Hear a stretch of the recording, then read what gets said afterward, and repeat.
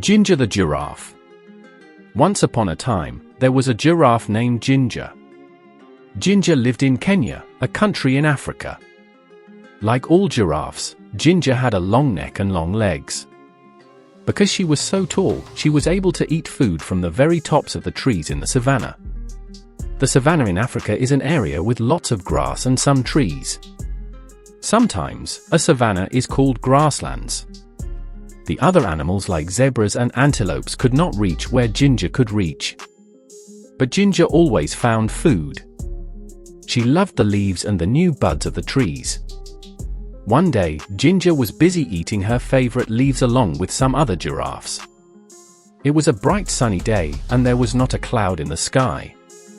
It had not rained for a long time, so the grass was very dry. She heard a noise down at the bottom of her extra long legs. It was her friend, Mickey the monkey.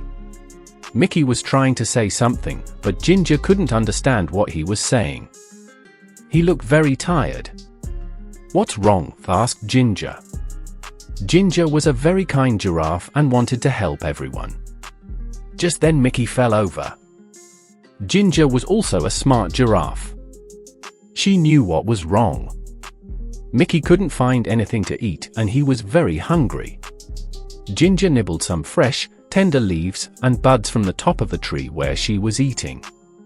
She dropped some of the leaves and buds to the ground near where Mickey was. Then she nudged him a little with the hoof at the bottom of one of her very long legs. "Wake up, Mickey," said Ginger. "I found something for you to eat." Slowly Mickey sat up and ate a little. After a while, when Mickey was feeling better, Ginger asked him, "What's happened, Mickey? Why are you so hungry? Why can't you find anything to eat?" Mickey said, "It hasn't rained for so long and now there's no more food." "That's not good," said Ginger. "What's happening with the other animals?" "No one knows what to do," answered Mickey. "All the zebras and the antelopes and the elephants are getting worried about the dry grass.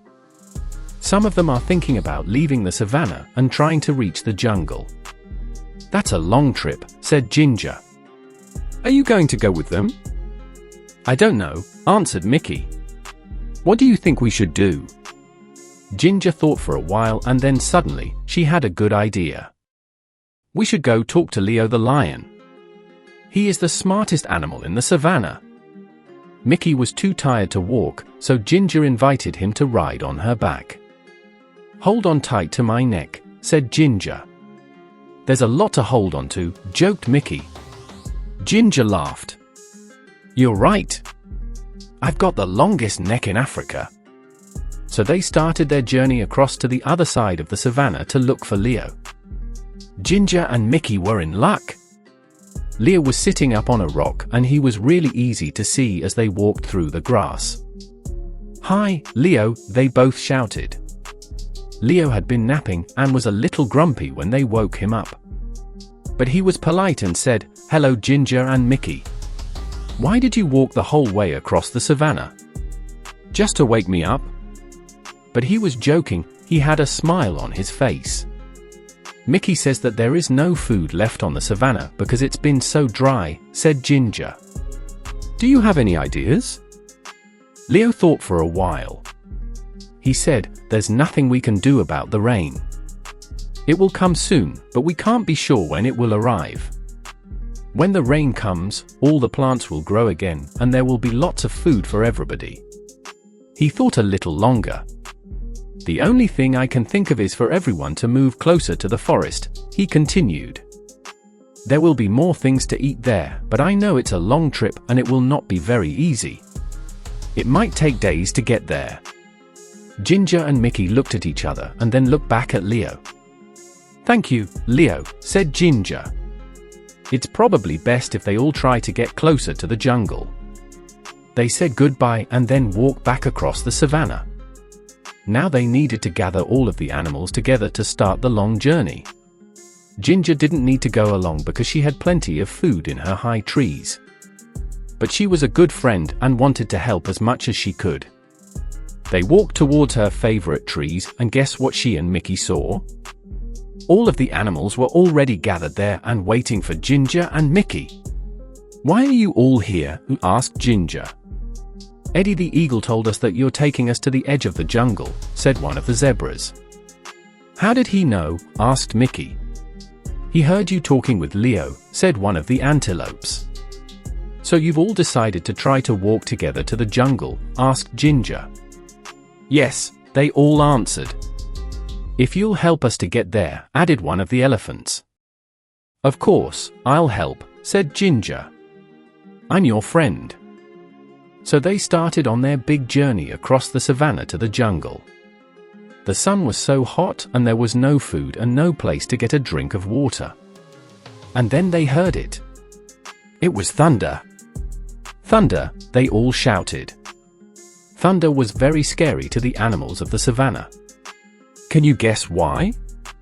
Fire. Sometimes the lightning hits the dry grass and the whole savannah catches fire. Then everyone has to run. And that is exactly what happened. "Fire," they shouted. They could smell it. And now they could see it. The fire was coming towards them. Ginger had to think fast. Because she was so tall, she could see farther than any of the other animals. She stretched her long neck up as far as she could. Now she could see a place where there was no fire. "Quick," she said. "Everyone run this way." All of the animals followed her and ran as fast as they could. Soon, they were out of danger. They stopped and gathered together one more time. "Is everyone here?" Ginger asked. She wanted to make sure they were all safe. All the animals looked around. They were all there. And then the most wonderful thing happened. "I felt a drop," said a zebra. "Me too," said an antelope. It was rain. Finally. Everyone was very happy. It started to rain a little more and then a little more. The rain put out the fire, so they didn't have to run. And the rain filled their watering holes and made the plants grow again. So they didn't have to make that long trip to the edge of the jungle. Everyone would soon have enough food and water. So Ginger, the giraffe, went back to her favorite tree and continued to munch on the leaves and buds.